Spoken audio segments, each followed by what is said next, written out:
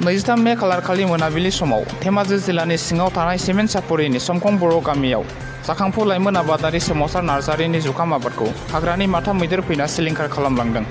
बिथाङा फोरमायनाय बायदिब्ला बिथाङा गासै 6 बिगानि बांसिन जुखाम आबाद मावदोंमोन। मख'नो गोनांदि बे गामियाव बोसोरनै सिगांनिफ्रायनो बोसोरसेयाव मोननै समाव हाग्रानि मैदेर फैना गोबां आबाद आरो गामिनि न' बां बायदिखौ सिलिंखार खालामलांबाय थानायखौ गामिनि रायजोफोरा दुखु फोरमायदों।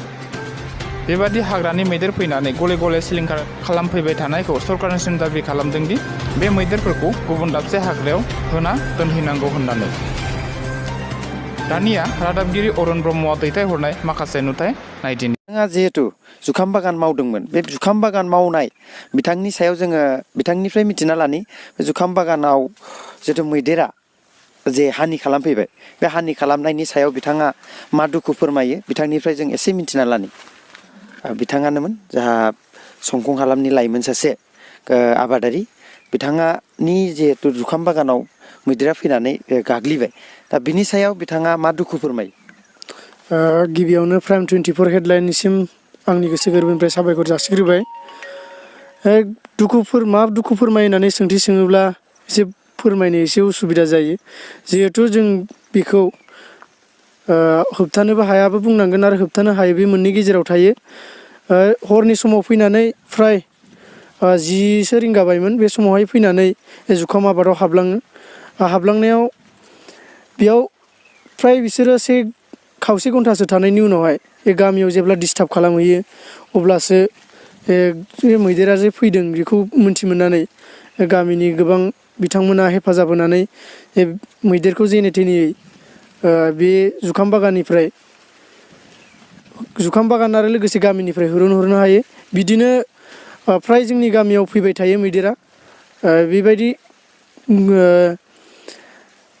दुखु फोरमायनो होनोब्ला जों जे बुंथावाबो बे मोननायाव दुखुआथ' आबाद मावनाय हिसाबै गोबां खहाया जाबाय हिसाबै जाहाथे गभमेन्टआ बिनि सायाव राहा लामा लायो, बेखौ आं गभमेन्टनिसिम माबा मोनसे बेखौ होबथानो थाखाय प्रटेक्सनफोर सुबिदा गैया नामा?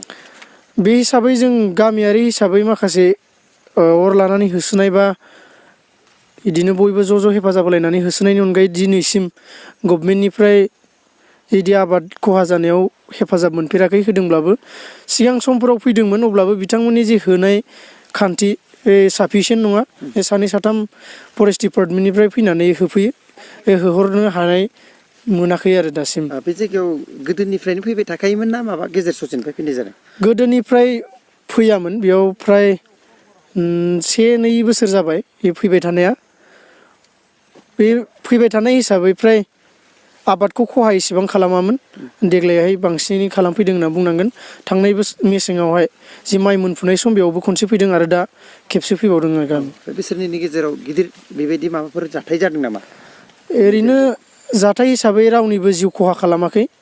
सोरनिबा माइ बाख्रि सिफायहैनाय, लोगोसे बिदिनो आबादफोर खहा खालामनाय, बिनि अनगायै बेबायदि जेबो खहा खालामथ'नाय मोनाखै। बे जुखामखौ खै बिगासो मावनाय जादोंमोन आरो बेसेबां खहा जाखो बे जुखामा?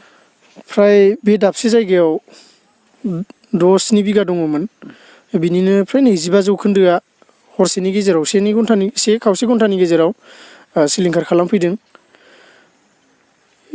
बुंनो हाया जे दिनैबो फैबावनाय नङा बा गाबोन फैबावनाय नङा।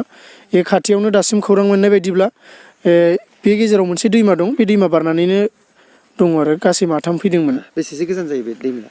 दैमाया फ्राय 1 किल'मिटार गोजाननि बारा दिफारेन्स नङा। खाथियावनो बेखायनो फैबाय थायो आरो। औ। दा बे खहानि सायाव नोंथाङा सरकारनिसिम मा दाबि खालामनो सानो?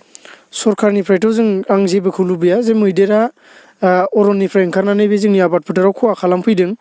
बे हिसाबै गभमेन्टआ बे जोंनि जायगायाव थाफैनाय मैदेरखौ जे होनानै लाङो, गावसिनि मोनसे थिखानाय अरनाव दोनहैयो, आं बेखौनो गभमेन्टनिसिम आसा खालामो।